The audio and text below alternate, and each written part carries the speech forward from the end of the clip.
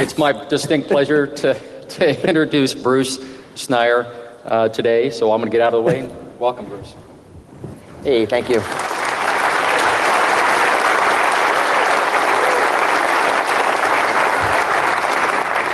Thanks for coming. I know those of you staying the weekend could be waiting on a 5-hour line for your badge now, and I appreciate you being here instead.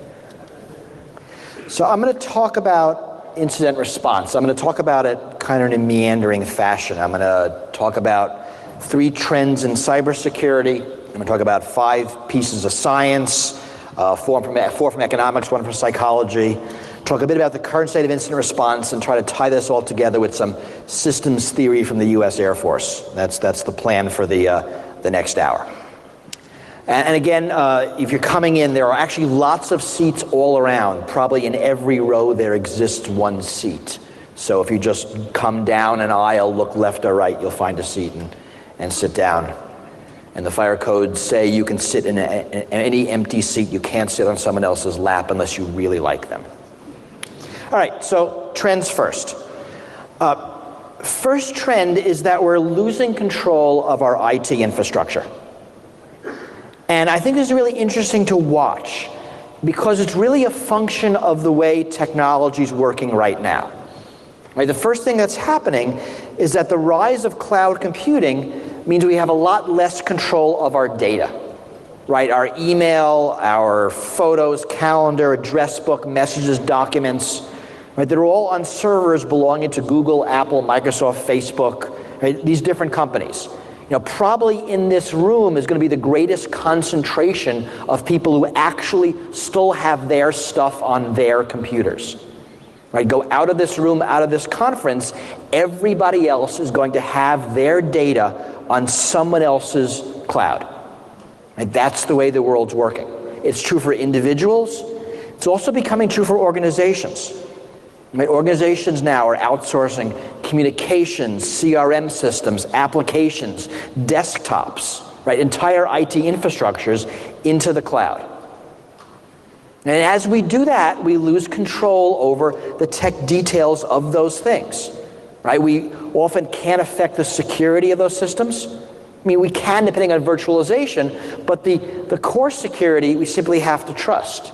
A lot of times we have actually no visibility into the security. I mean, I can't tell you what kind of operating system Facebook uses. I have no idea. And I pretty much don't care. Right? Also, we're increasingly accessing all this data through devices where we have much less control. Right? We're using these things. Right? iPhones, iPad, Android phones, Chromebooks. Right? Devices where we don't have as detailed a control of the configuration as we do on our computers. Right? I cannot run arbitrary software on this machine unless I break it, which normal people aren't going to do. And if you look at the operating systems, you look at Windows 8, you look at Apple's Mountain Lion, now Yosemite, right? Both of those are moving in this same direction, right? Of more vendor control, less user control. And again, corporations are using these things just as much as individuals are because people want them, people like them. So it gets, again, less control of the infrastructure. Now, organizations are doing this for pretty much for solid financial reasons, right? It makes a lot of sense to outsource all this. It's cheaper, it's better, more reliable, all the reasons you do it. And in general, we in society always outsource infrastructure. I mean, IT is sort of catching up here. But as security people, this means we have much less control. So that's the first trend. Second trend, attacks are getting more sophisticated. Now, there's a lot of lousy news out there. What's reported on seems to be a function of, what editors find interesting and less what's real. But we are seeing an increase in attacker sophistication. Right? There's this variety of attackers, nation state, non-nation state, hobbyists, criminals. And we are seeing increasing sophistication across all levels. I mean, I have debates on cyber war. And people are talking about some of these major attacks as examples of cyber war. And I think that's nonsense. I think what's really going on, and the really important trend, is that we're increasingly seeing warlike tactics being used in more broader cyber conflicts. Right? This is important. Technology spreads capability, especially computing technology, which can automate attacks and capabilities. And it used to be you could tell the attacker from the weaponry. And if you walked outside on the street and you saw a tank, you knew that the US Army was involved because only armies could afford tanks. Right? The weaponry told you who the attacker was. That shortcut doesn't work anymore. Right? Everyone's using the same tactics, everyone's using the same technologies. They're all across the threat spectrum. So a lot of this is advanced persistent threat, a buzzword that I started out hating and have come around to like, because I think it describes something really important about IT security that as an industry we've largely missed. So you can think of attackers along two different axes, skill and focus. So a low skill, low focus attacker, that's a script kiddie, right? That's an opportunist. That's someone who's attacking everything and anything. Right? What I think of as the background radiation of the internet. Right? High skill, low focus, think of those as identity theft attacks, zero-day exploits, right? The kind of stuff we also see pretty regularly. Low skill, high focus is your typical targeted attack. High skill, high focus, that's APT. That's advanced persistent threat. And the difference, the reason this is an important distinction, is that the defensive posture, the way you look at your defense is different. Right? In a normal criminal attack, what matters is relative security. Right? If your security is better than the people around you, you are safe. The typical criminal wants a database of credit card numbers, doesn't matter where he gets them. It'll be you or somebody else. If you're better, you're fine. Against an APT, the attacker for some reason wants you. And there it doesn't matter how much better you are than your neighbors. What matters is, are you better than the attackers? And we all know in this room that if the attacker is sufficiently motivated, skilled, and funded, they will get in. Right? You all know somebody who does pen testing for a living, and you know they never fail not to get in. Right? The question is how we deal with it. I think this is politically motivated attacks. And I define politics very broadly here. Right? Nationalistic, religious, ethical, against institutions, against governments. So you think of, companies in politically charged industries, big oil, big tobacco, big pharma. You think of, companies everyone loves to hate. It used to be Microsoft, now it's Google. And these are the targets for these politically motivated attackers. Financially motivated hacking has also gotten more sophisticated. Right? Bigger, better funded, more international. I think what's really happened is that cybercrime has finally matured as an industry. Right? There's now an entire supply chain in place for cybercrime. Thieves, fences, mules, all the pieces are there. Anything that you can't do, you can outsource, you can chain it all together. And the process from theft to monetization has become very fast and very efficient. So that's trend 2. Trend 3 is the increased government involvement in cyberspace. Right? Long gone are the days when governments didn't understand the internet and when they left the internet alone. The regulatory environment is getting much more sophisticated. This is domestically and internationally. There's a lot more rules involving personal data, especially outside the US. On the attack side, there's a lot of nation-state-sponsored espionage and attack. We're seeing, we saw an indictment a few months ago of some attackers from China against US corporate targets. We're seeing nation-state attacks conducted by the US, by other countries. And a lot of time, organizations are really collateral damage, that we're sort of in the way more than anything else. There's a lot more talk about critical infrastructure, which is going to mean more government-run defense as countries realize that their power grid, that their transportation infrastructure, are all dependent on the internet. They're going to start saying, hey, we need to be in charge of its defense. They're going to see that more and more. Right? Also, we have a cyber war arms race going on. There's something like 27 countries now with cyber commands. They are all building cyber weapons. They're all stockpiling vulnerabilities, and they're all looking at each other with suspicion and then doubling their efforts to make sure they are stronger than before. And I think this is increasingly destabilizing. All right, so those are the trends. Now I want to give you some IT economics that's relevant to security. So I have 4 pieces of economics that matters for IT and matter for security. And I think the more we understand them, the more we understand the weird stuff that happens in our industry. The first one is network effect. You've all heard of Moore's law. There's a lesser known law called Metcalfe's law, which says that the value of a network equals the square of the number of users. Basically, the value of the network equals the pairwise connections between the nodes. This is true for real networks, phones, email, SMS, Skype, Facebook users. Right? And it's pretty, the intuition is pretty simple, right? 1 fax machine is useless, 2 are boring, you have 1 million, suddenly you have a network. Right? Same for email, for everything else. The more people that have the system, the more valuable the system is. Right? The more people on Instagram, the more you want to be on Instagram. This is also true for virtual networks, right? The network of Windows versus Mac users or iOS versus Android users.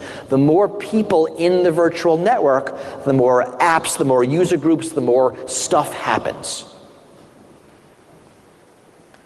So what this means, right? This phenomenon means you tend to have a single dominant player in the marketplace. Because the big get bigger, because being big is valuable to the new users. Right? Think of Facebook, think of Skype, think of Windows. And most people are on Windows because most people know are on Windows. And people who are on Mac is because people they know are on Mac. Second piece of economics that's relevant is the notion of fixed costs versus marginal costs. So when you look at any product, there's 2 types of costs. There's the development cost to develop the thing and the cost to make each individual thing. And in IT, most cost is in development. Right? So for this wonderful hat of mine, there's some design cost, then there's a cost for making another one. But for this thing, whatever it is, it's a random disk up here, right? The cost of the first one might be a bunch of $1 million, and the cost of the second one is free. 10 cents. It's a DVD. So this weird economics, that all the cost of the thing is front-loaded in the development, means stealing the result of the development becomes a very powerful attack. Right? Think of movies, think of music, think of pharmaceuticals. Right? Being able to make a lot of these and have someone else pay to make the first one can be very valuable. And this is why you see a lot of security going into making this not happen. Right? Fundamentally, mechanisms that break the market, because we have to artificially make it harder to make a lot of these, so whoever made the first can recover his money. Now, in other cases, the high fixed costs become a barrier to competition. Right? Think of Google Maps. Or actually, Google Street View is a better example. Right? Once someone drives a car around the entire planet taking pictures, it's much harder for a competitor to do the same thing. And then you have these dynamics where vendors will cut costs of sale dramatically to drive out competition. Right? So if the maker of this thing sees a competitor on the line, they can drop their costs to almost nothing, where the competitor can't compete because he hasn't recovered his fixed costs yet. Third piece of IT economics that matters a lot are the notion of switching costs.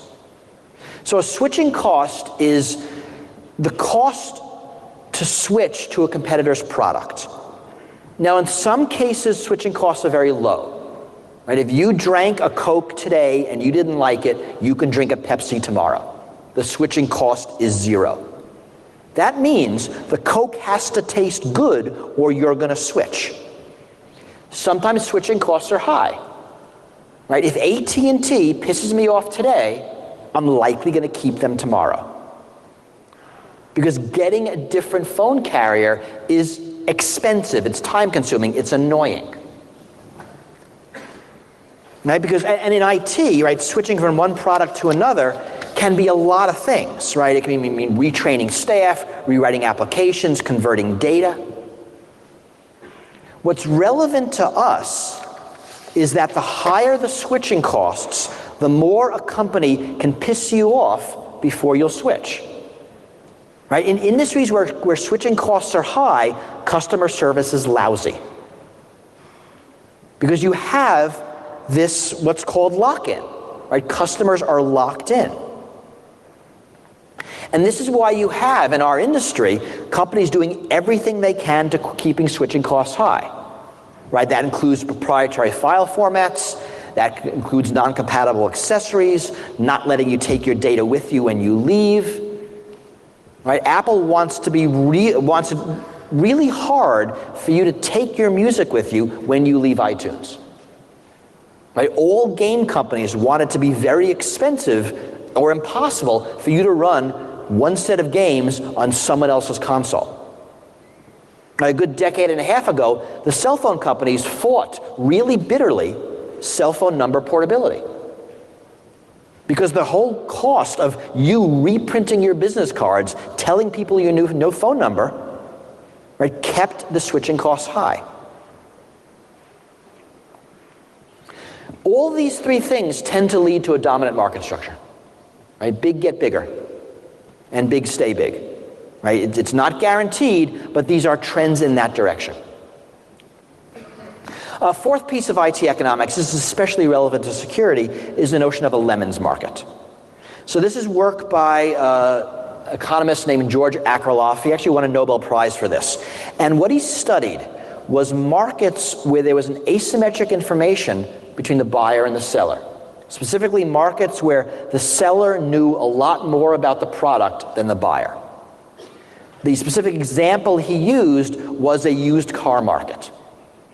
And this is his thought analysis. Suppose there is a town with 100 used cars for sale. 50 of them cost $2,000, and 50 of them are lemons that cost $1,000. In that market, the median price for a car is $1,500. Trust me on the math. And in that market, all the lemons sell and none of the good cars sell.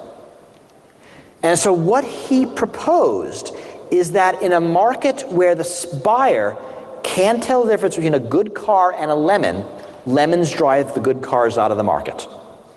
Right? When the buyer can't tell the difference between a good product and a mediocre product, the mediocre products win.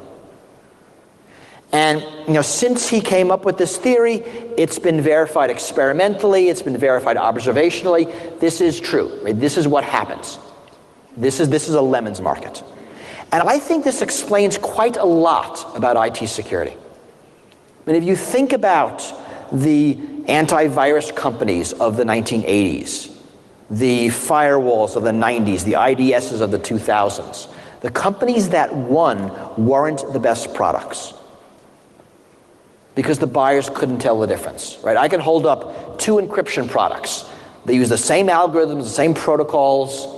Right? They make the same security claims. One is really good, one is kind of mediocre. You can't tell the difference. What are you going to buy? You're going to buy the cheaper one. Right? The real problem here is that the requirements are non-functional. Right? It's actually easy to tell if, a word processor does italics. You hit the italics button and see what happens. Right? That is a functional requirement, easy to test. Whether an encryption product is secure is much, much harder to test. So security, availability, reliability, what I think of as the why requirements. Buyers have trouble telling the difference. And this is why you see a lot of effort going into what economists call signals. And signals are ways that sellers signal to buyers that their products are actually not lemons. Right? In the used car market, they tend to be warranties. Take the car home, drive it for a month, if you don't like it, bring it back, I'll give you your money back. In IT, signals tend to be certifications, right? Tend to be awards, references. I mean, all the ways that our bosses buy IT products, not by knowing what they're doing, but by finding someone else that they can rely on. Right? Remember in the 1960s, right? No one ever got fired for buying IBM. That's what that meant. I don't know what to buy, but they all buy IBM. I must buy IBM. Or today, best practices. I don't know what to do, but everyone says do this, so I'm going to do this. And that's a lemons market. All right, that's the economics. Now my one piece of psychology. I'm going to try to explain security in terms of one psychological theory. And the theory is prospect theory. You'll also hear this called loss aversion, or framing effects. Basically, it is a way that we as humans look at risk. The quintessential experiment in prospect theory is to take a room full of subjects. In the beginning, it's usually college undergrads, because that's who you got. You divide the room in half, and you ask one side of the room to make a choice. And the choice is between $1,000, here's the cash, or a coin flip at $2,000. Kind of an appropriate experiment for Las Vegas.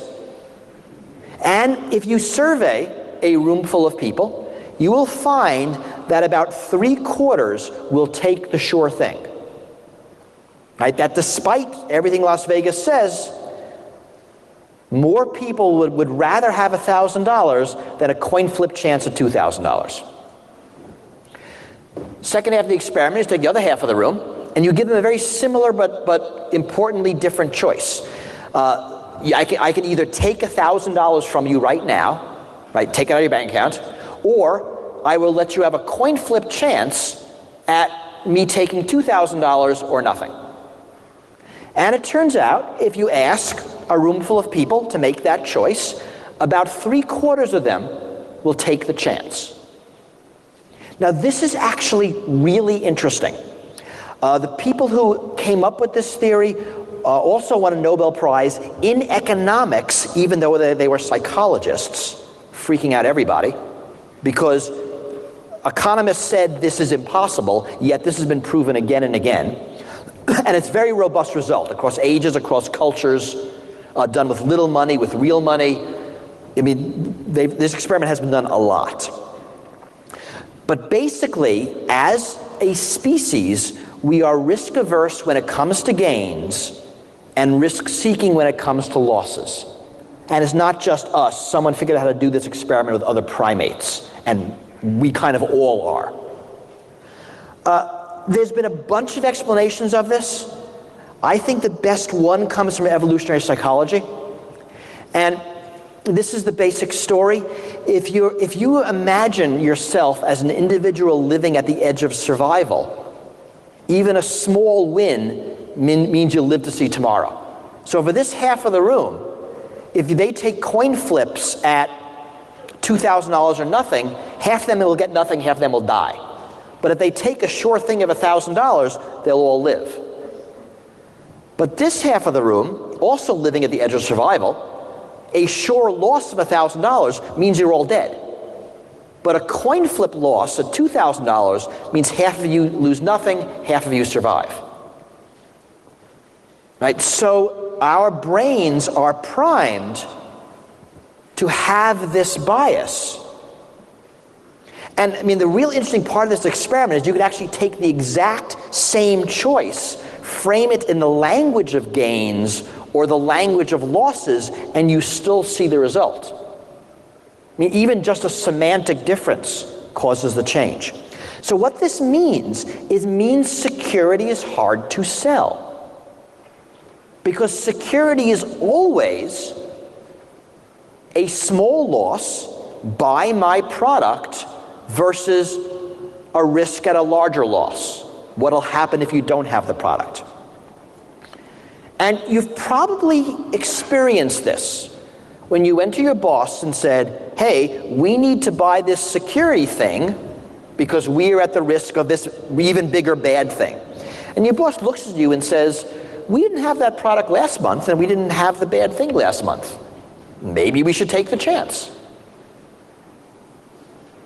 Right? Betting losses is how we work. Okay, so how does this affect incident response? I told you I'd get to this eventually. Right, so we all know that security is a combination of protection, detection, and response. Right, 3 steps. And we need response because protection isn't perfect. We need it more and more today, especially, right, because 1, we've lost control of our computing environment. There's a lot of protection we can't do. 2, attacks are becoming more sophisticated. We need more response. 3, we're increasingly pawns in other people's fights. And 4, we're living in a world where companies will naturally underinvest in protection and detection.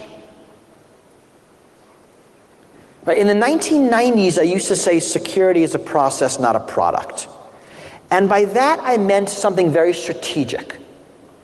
What I meant is that you can't buy a bunch of stuff and be done. You have to continually evaluate your security and continually, reevaluate, repurpose your stance. Tactically, security becomes a product and a process. Right? Really, it's people, process, and technology. And that was something I used to say in the early 2000s. What's changing are the ratios. Right? The conventional wisdom in IT security is that people don't generally help. Right? That people are a liability, that people need to be removed from the system. I have a quote from usability guru Lori Faith Craner. She writes, whenever possible, secure system designers should find ways of keeping humans out of the loop.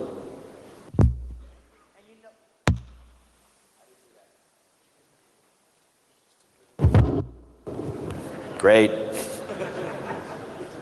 Okay, keeping humans out of the loop. Right? And we all know this, right? People are a problem. People are our biggest security problem. And, we've been doing pretty well at this. Right? Entirely automated prevention systems, antivirus, patching, right? Lots of automated and semi-automated detection systems. Right? We've been pulling people out of the loop left and right, and we're doing pretty well. The problem with response is that you cannot fully automate it. Right? You can't remove people from the loop. Sort of by definition, it's response. And if you think about it, as you move from protection, detection to response, the people to technology ratio goes up. Right? You need more people and less technology. Right? For a whole bunch of reasons. Right? All attacks are different, all networks are different, all security environments are different, and all organizations are different. Right? The regulatory environment the organization is in is different. The political and economic considerations of the organization are different. Right? And those differences are often more important than the technical considerations. This affects the economics of IT security. Right? The products and services for response are different. There are less network effects. There are much higher marginal costs. There are lower switching costs. And there's less of a lemons market. This will be interesting for us because it means that unlike a lot of our other areas in IT security, better products, better services, better companies will do better. There's less of a first mover advantage. There are far fewer natural monopolies. And again, this is a new thing for us in the industry. This is going to be a surprise. And I think it's a good thing. And I think it's something we're all going to benefit from. Right, so people, process, and technology. The key here is making it scale. So the follow-on sentence from Lori Craner. She wrote, however, there are some tasks for which feasible or cost-effective alternatives to humans are not available. She means we don't have robots yet. In these cases, system designers should engineer their systems to support the humans in the loop and maximize their chances for performing their security critical functions successfully. So in places where you can't remove humans from the loop, you have to build technology to support humans in their critical tasks. Right? Think of any emergency response system. Think of police, think of fire, think of medical, think of military. I mean, that's what technology does. Technology supports the humans who are critical in the response system. Right? In IT security, in response, we need technology that aids people and not the other way around. And the goal here is resilience. And very strongly, the goal here is to build resilient systems. I mean, we're not going to build impenetrable systems, and we shouldn't build fragile systems. And a lot of the response strategies echo resilience, right? Mitigation, survivability, recoverability, adaptability. Right? These are all ways to achieve resilience. And because response is real time, because response is the closest thing we have in IT to dogfighting, this is all about feedback loops. And there is a really nice piece of systems theory coming from the US Air Force that talks about this. Actually comes from dogfighting. And it's a notion of OODA loops. And OODA loops are starting to be talked about in IT. I think there's a danger we're going to overuse this concept, but I think it's extraordinarily valuable. And it's something we need to think about. OODA stands for Observe, Orient, Decide, Act. And it is a cycle. And this was developed by a Air Force military strategist, John Boyd, and he developed it for thinking about dogfights. That a pilot in a dogfight is continuously going through this OODA loop in his mind. Observe, orient, decide, and act. Right? This is the process of collecting, evaluating, and then doing. And this type of process is widely applicable in any real-time adversarial situation. You'll see articles that talk about not only airplane dogfights, but strategic military planning, business competition, anything else. And it is, by definition, an iterative process. Right? That someone in this kind of situation is continually going through OODA loops in their head. And what Boyd observed is that speed is essential here. That if you can make your OODA loop faster than the adversaries, if you can get what the phrase he uses inside the other person's OODA loop, then you have an enormous advantage. Right? You can respond effectively faster than he can react to your response. There's some good writing about applying this to cybersecurity, to incident response. There are papers. I recommend just Googling the term and wandering around a bit. What I think we need, the reason I like this framework is it gives us a way of discussing effective tools for incident response. So really what this talk is at this point is a plea for tools. That we need good IR tools. to facilitate all of these steps. And we can break them down. So the first step is observe, right? Knowing what's happening on our networks in real time. So that's real-time threat detection from IDSs, that's log monitoring, log analysis tools, network and performance analysis tools, network management tools, physical security information, pretty much everything. I mean, be able to get all of that data in a place where it can be monitored in real time, right? Both before, during an attack. Orient, understanding what this information means in context. And context is critical in any response. So it's the context of the organization, what's happening in the company at the time, in the contents of the greater internet community. What kind of malware is out there? What kind of 0 days are we just seeing? What kind of geopolitical situation is going on? Right? Is there some new vulnerability that was just discovered or announced? Is the organization rolling out a new piece of software? Are they planning layoffs? Is there a merger? Has the organization seen attacks from this IP address before? Right? Has the network been opened up to a partner? I mean, everything again. So you're thinking of data feeds from the news, from intelligence feeds and the rest of the organization, just ways to put what's going on in context. And third is decide, which is figuring out what to do in the moment. This is actually hard. I mean, who has the power to make a decision? How do they make the decision? What sort of executive input is required? Is there marketing input? Is there PR input? Is there legal input? How do you justify the decision? Because after the fact, you mean hold off in front of some investigative body, right, either in your company or some lawsuit, to justify why you did what you did. Right, that's all part of the decision process. And then act, right? Being able to make changes quickly on the network. And again, here a lot of organizations fall down because the people in the IR team might not be authorized to make changes all the way over there. They might not have the right authorities. And we won't know what authorities they need until this all starts.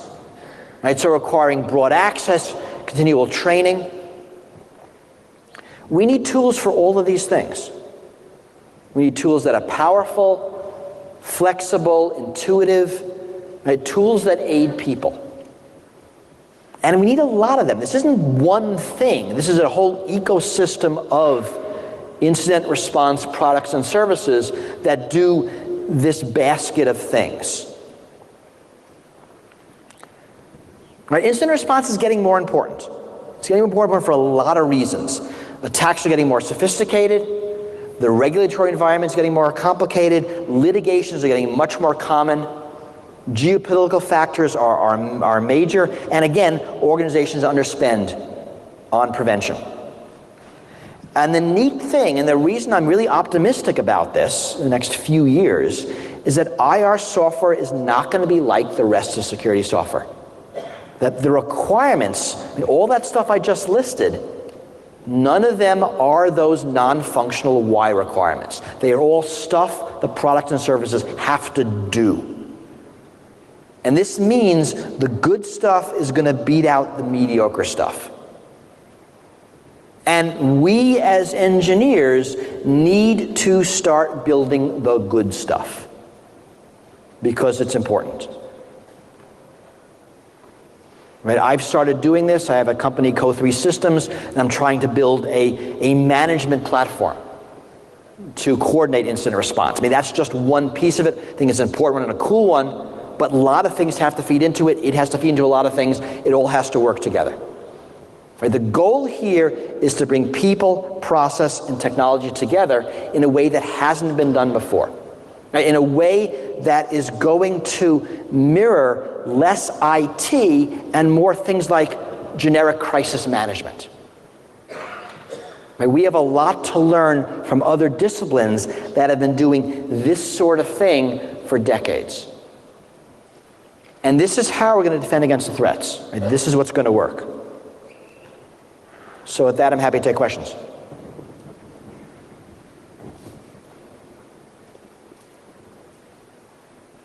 Or not, but that seems odd.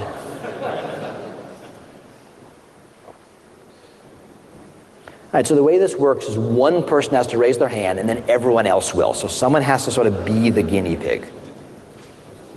Yes? Do you think with the new cybersecurity framework that NIST put out, that it will help companies start realizing they are underinvesting too much in the first two? I don't know. I mean, companies have been underinvesting for a long time, and there have been lots of frameworks. I don't know how well NIST is going to make a change. I think fundamentally we will always underinvest. Even if you think of politics, it is much more politically effective to respond to the attack than to invest before the attack. Where you get credit for doing something, it's focused, it's targeted, people are impressed, that we will underinvest always, and then after the fact try to fix things. I really think it's something very fundamental about us as people and what we're going to do. So I don't have a lot of hope that anything will change that to any real extent. I saw a hand behind you. If I can hear you, I will answer your question.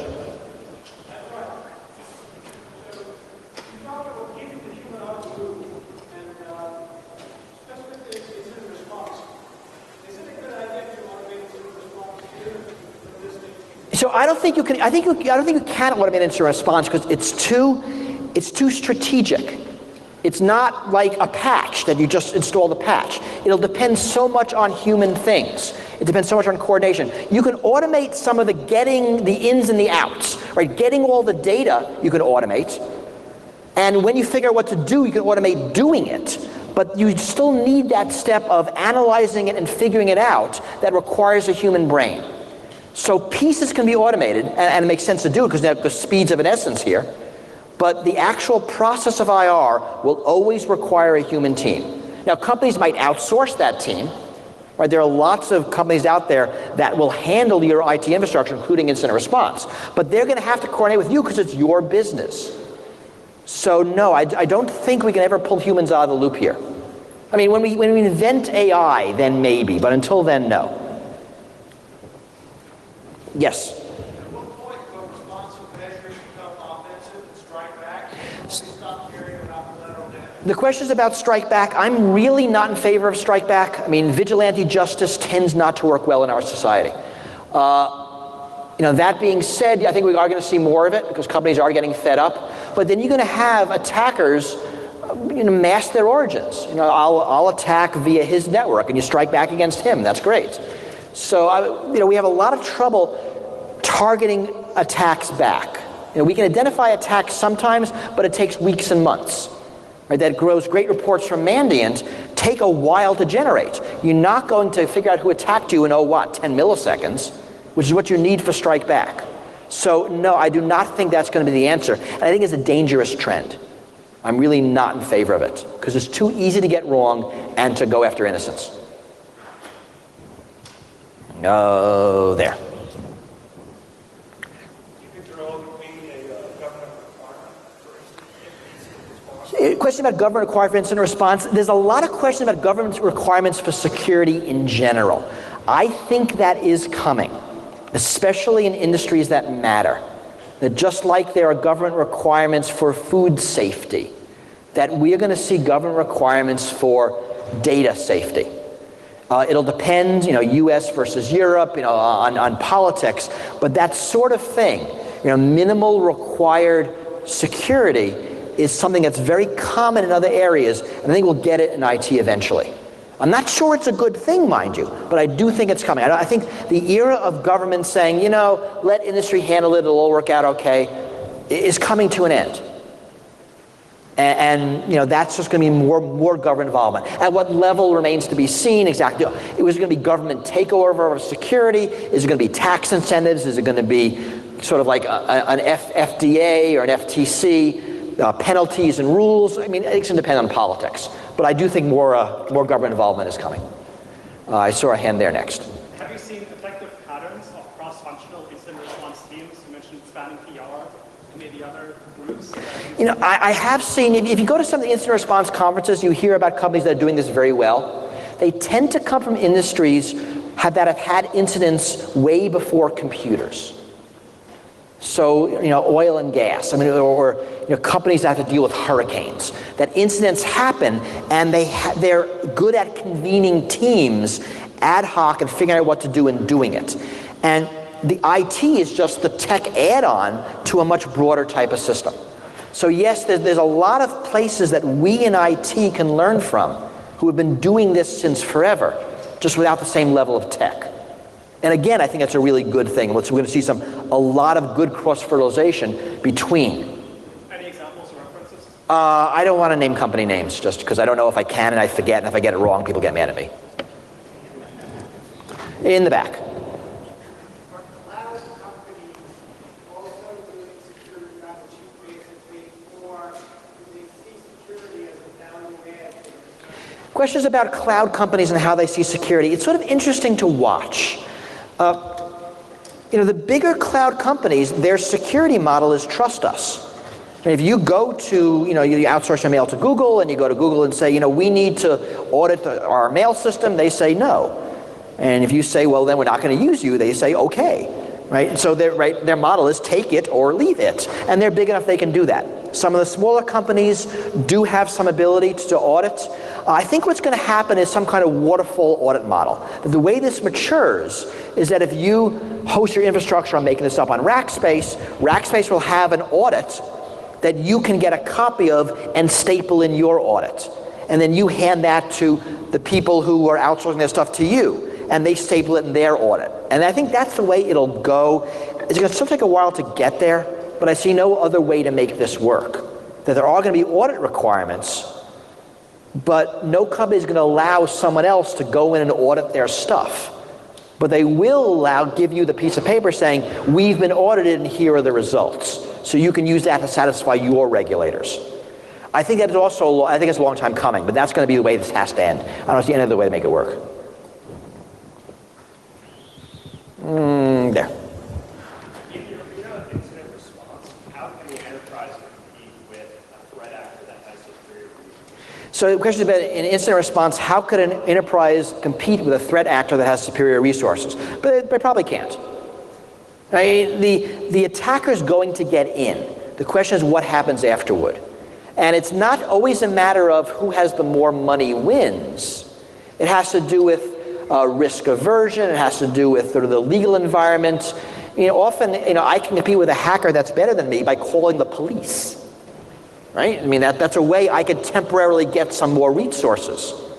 So we have a lot of mechanisms in society for dealing with attackers that are more skilled, scarier, bigger, badder than us. We have just to make them apply here. But in general, I think an attacker that has more resources is going to get in. The question is now what? How do we kick them out? How do we regain security? How are we resilient against that? Right? That's the whole notion of response. We're responding because the attacker has broken into our network. We're not responding to a potential, we're responding to an actual. And there are a lot of things we can do. It's not a matter of saying, well, they're going to get in, so we're done. It's a matter of containing some of the damage. I see a hand back there. I'm curious what you actually mean by resilience in terms of your enemy. So by resilience, I mean several things. So how do we mitigate the threat? Right, so how do we reduce the amount of damage the bad guy does when he's in? Survivability. How do we survive? Right? How do we make sure that we don't just fall over dead? How do we recover? How do we kick him out and regain security? This can be really difficult. Right? And how do we adapt? How do we continually improve ourselves to make our security better? So when I think of resilience, there's a whole kind of basket of, again, these different why requirements to make us secure even in the face of the bad guys are going to get in. And there are a lot of examples. Right? As a species, we are resilient to disease. Right? Disease will kill some of us and won't kill all of us. And we have genetic diversity. That is the security mechanism by which we are resilient to disease. That's not actually a good strategy for IT. It's not going to be good to say, well, look, 10% of you will be caught by this virus, but the rest of us will survive. Right? That's kind of lousy. But, that is what species do. So I sort of think of a broad basket of ways that we can build security that can deal with the fact that there are threats that will penetrate our defenses. It's funny, this side is so silent. Oh, okay. A couple of years ago, there were like 2 bounty programs. Now there's hundreds. You see that as part of this trend? 2 what kind of programs? Bug bounty programs? Bounty programs. You know, bug bounty programs I think are interesting and useful. I want them to help more. Unfortunately, both the military market and the black market pay more than the bug bounties. But do they attract the same kind of people? I think they attract different sorts of people. They certainly help. I mean, I like seeing it. It's companies taking this stuff seriously. But, you know, we're just seeing more and more cyber weapons arms manufacturers finding bugs and then not turning them in because they can make more money selling them to governments around the world.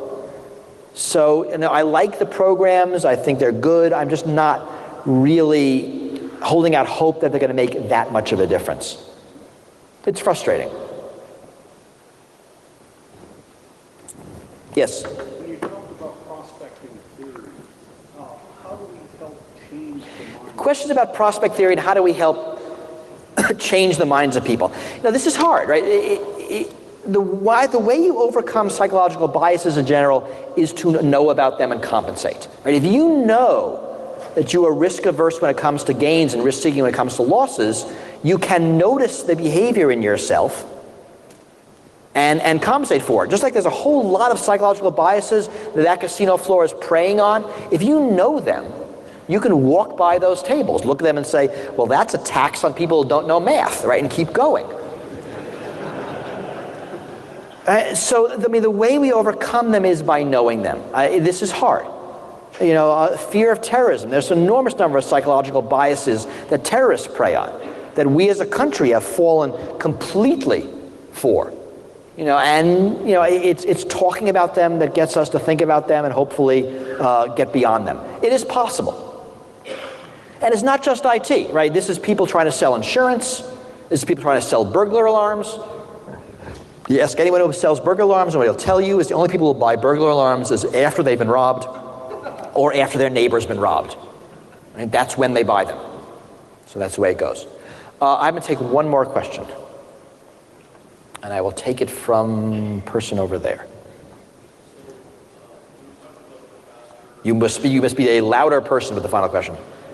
So you were talking about the faster incident response, and you were talking about, we don't have AI there yet, and there is a lot of work being done in anomaly detection and also behavior. Mm-hmm. But the big issue there is false positives, and especially when you get into large infrastructure that you're trying to respond to, what do you do with that? Where do you see that? I mean, false positive Duke does kill a lot of these systems, but we're getting better at that. And that's detection, right? Detection still has a lot of room for good technology. The response is going to be what you do. And one of the important things in response, I probably should add that to my list of things I need, are ways to clear false positives quickly. So, I mean, I'll give you 2 examples. One is airport security. You walk through the metal detector, it goes off, and the screener can very quickly figure out what's going on. If it's a false positive, they will learn it quickly. On the other hand, when the NSA sends a tip to the FBI, they sent 10,000 over the 5 years after September 11th, it took hundreds of man-hours to clear every one of those false positives. They were much more expensive. So the trick really is a fast secondary test that lets you clear the false positives.